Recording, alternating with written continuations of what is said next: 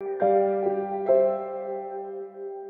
this video, I wanted to answer the question about how we organize systems inside systemHUB when we have overview systems and their associated subsystems. So this actually comes from Stephen, who is one of our systemologists, and he was asking this question about how things are organized so that you don't get overwhelmed with 50 detailed systems. So the best way to explain this is by way of an example. So I'll log into systemHUB and I'm going to show you back from our Melbourne SEO services days and the way that we used to organize things in our video production business. So in video production, when you're working with a videographer, there are the key milestones that you go through. There is pre-production, there is production, and there is post-production. So pre-production is everything that happens prior to a shoot. Production is everything that happens on a shoot, and post-production is happening after the shoot. So everything that comes down to editing and those sorts of things. So with that level of understanding, here is an example of an overview system. This is an overview system for a videographer.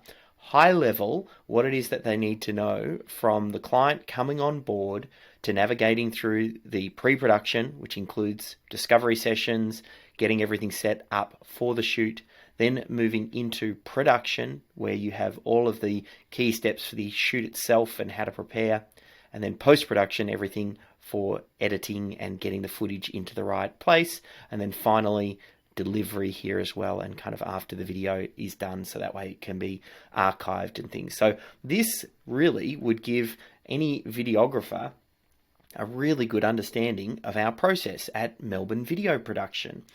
And each one of these, you'll notice how there are these little links here to the subsystems.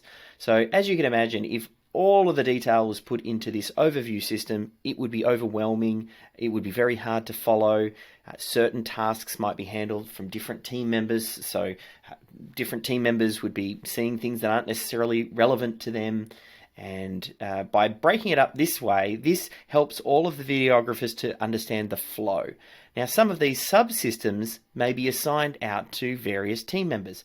Maybe the junior team member that joins us runs through the shoot checklist and packs everything the night before, whereas maybe the more senior team member might be going through the discovery call or whatever it might be. But this overview, everybody's on the same page, and then the subtasks or the subsystems here, which are explained in more detail. So each one of these, if you click on them, and I'll pop these open, they're organized up here into pre-production, production, and post-production, as I said. Now, when I pop these open, you can now see all of those systems that are basically quick linked and hot linked in here. This document here, when you click on one of these, all it does is jump you over to then the subsystem just here.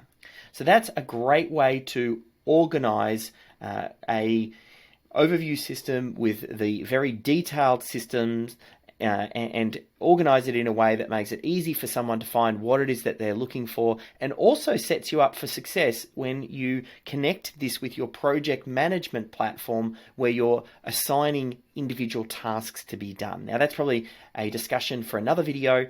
Hopefully, though, this one helps you to get further insight on how to organize your systemHUB account.